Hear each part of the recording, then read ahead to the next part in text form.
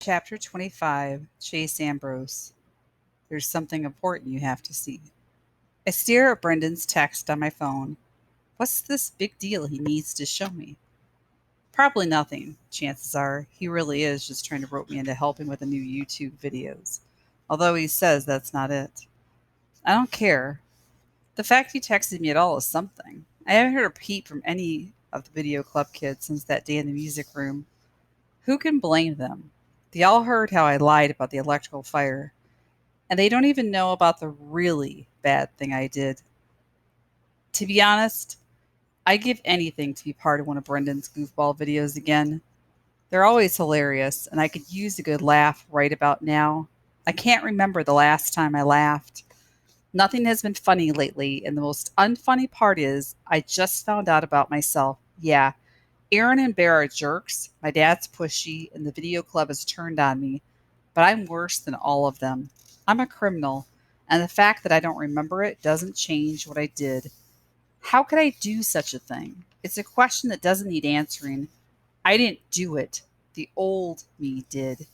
And it's no mystery that the old me was capable of some pretty awful stuff. I stole Mr. Solway's Medal of Honor from his room at Portland Street. One sleazy act of many, courtesy of Chase, Aaron, and Bear. I have no idea what I plan to do with it. Sell it, probably, and split the money with my two accomplices. But that little plan went sour when I stashed it somewhere and then went and got amnesia and couldn't remember my hiding place. No wonder Aaron and Bear were so suspicious of me. They thought I was holding out on them so I could keep the profit for myself. And the worst part is, I can't even give the medal back to Mr. Solway because I have absolutely no idea what I did with it. And I don't know how to find out. Maybe they'll come back to me in bits and pieces like some of my past, but when? It could take years. What if Mr. Solway dies in the meantime? How will I ever make it right? It's funny. The idea of going back to Brendan's house stings, even though I've only been there once before. When I had the accident, I never longed for my old life because I couldn't remember it. But my new old life video club and my new friends, losing that hurts a lot. Since this time, I know what I'm missing, and it hurts twice as much because of how quick those guys were to turn against me. Maybe that means we were never really friends, even though I thought we were. My partnership with Shoshana felt that way for sure. When the two of us were working side by side, interviewing Mr. Solway and editing Warrior, I was positive that we were creating something amazing together. All the kids in Video Club were finally starting to trust me. Even Joel was kind of warming up to me, or so I thought. I must have been nuts. In the end, that's why I decided to go to Brendan's. If he's reaching out to me, that's a good thing. I leave the house and step into a beehive of activity. Boxes and furniture are scattered all over the lawn next door. Four big guys are loading everything into a moving truck. That's right. The Tottenhams are moving today. Supposedly, they're really nice neighbors who were great to Johnny and me growing up. Mom is sad that they're moving. I have no clue, of course. When you've got amnesia, it's hard enough to relearn the important people in your life. You tend to lose the crowd on the fringes. I'm cutting across the grass in the direction of Brendan's when two of the movers step out of the front door carrying a large framed painting. I gasp and for a second forget to breathe. It's her. The little girl in the blue dress trimmed in white lace. My only memory that stuck with me through the accident.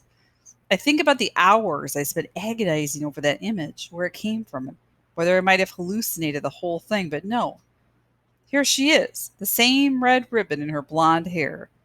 I see details that aren't in my memory, like she's standing in a garden surrounded by flowers, and there's a little watering can in her hand. I didn't imagine her at all. I remembered her from the painting in my neighbor's house. I run over to Mrs. Tottenham, who is wringing her hands over the handling of a carton marked super fragile.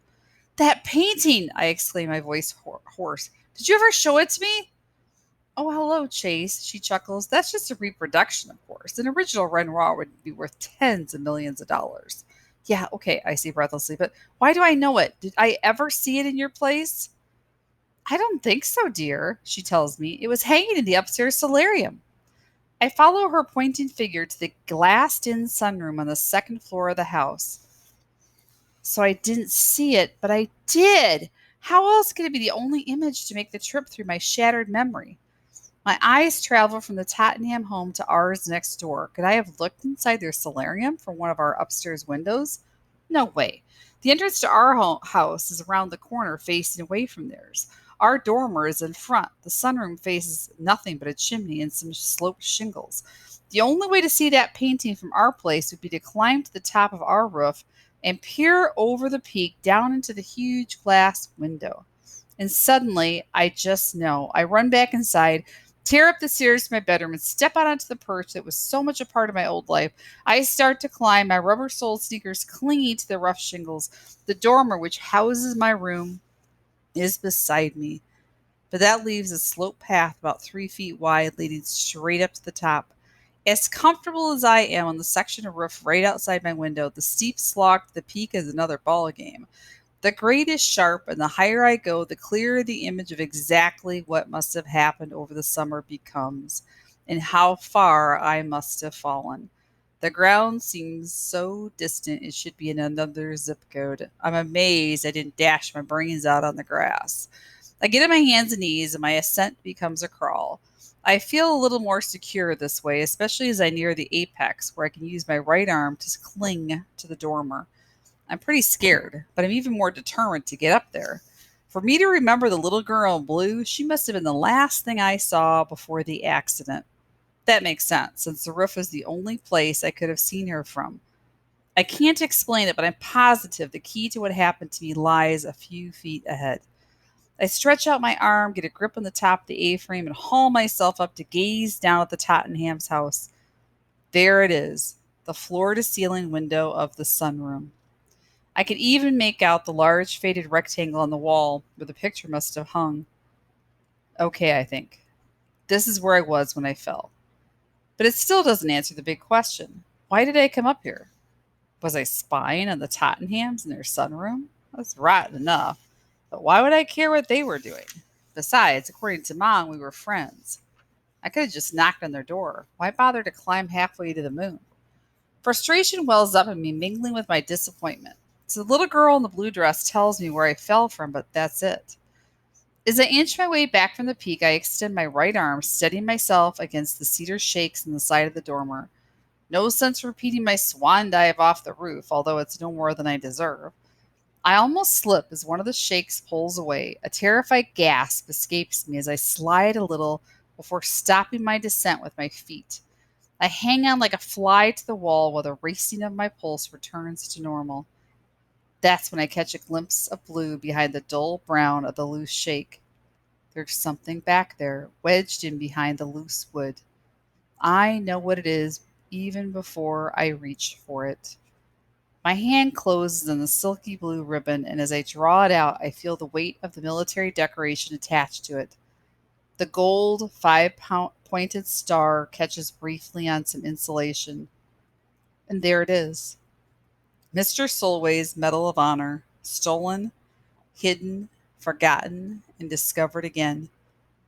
Then, as if finding the medal had unclogged a drain, the memory of my accident pours back into me. It starts at the apex of the roof with me gloating over the brilliance of my hiding place, while peering down through the sunroom window is Mr. Tottenham next door. He's in the lotus position on the floor, performing awkward yoga in front of the painting of the girl in blue. That's what does me in, the hilarious sight of my overweight neighbor twisted into a pretzel, looking like a giant mutant lemon in his skin tight fluorescent yellow workout suit. I let go for just a second, reaching for my phone to get a picture of this one man comedy routine. Then the next thing I know, I'm skidding down the roof, the rectangular pattern of shingles becoming a blur as I pick up speed. I claw madly at the slope, desperate for a handhold, a foothold, anything to stop my descent. It's no use. My momentum is too much. I'm falling.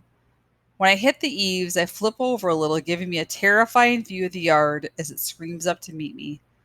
I know dizzyingly acceleration, and I brace for impact, but the memory ends there. I don't have to hit the ground a second time. So that's how it happened. The mishap that turned my entire life upside down and almost killed me. Serves me right for snooping on poor Mr. Tottenham. How is it my business if he wants to do yoga in form fitting spandex? But that was the old Chase. Everything was his business because he said it was. What was I planning to do with that picture? I'd managed to get the phone out of my pocket, show Aaron a bear and the football team, post it on Facebook, print up 50 copies, and plaster them all over town. I sigh. Who knows why that Chase did what he did? I should probably just be grateful I don't have to be him anymore. The metal clutched tightly in my palm, I climbed down gingerly, careful to keep both hands and feet on the roof at all times. My mind is whirling. Brendan's house will just have to wait. Nothing there can be as important as returning this to its rightful owner. I have to see Mr. Solway. Near the eaves, I slide on my butt to my window and throw a leg over the sill. Chase? Uh-oh, Mom. You promised you wouldn't go on the roof ever again. Do I have to nail your window shut? I just blow past her. Sorry, Mom. I toss over my shoulder. Gotta get to Portland Street. I'm not finished yelling at you yet. Have you forgotten what happened to you last summer? Do you have amnesia about the amnesia? I run down the stairs calling, I'll explain later. In the kitchen, I snatch a soft dish towel off the drying rack and wrap it around the metal. I jam it in my pocket and blast out the door.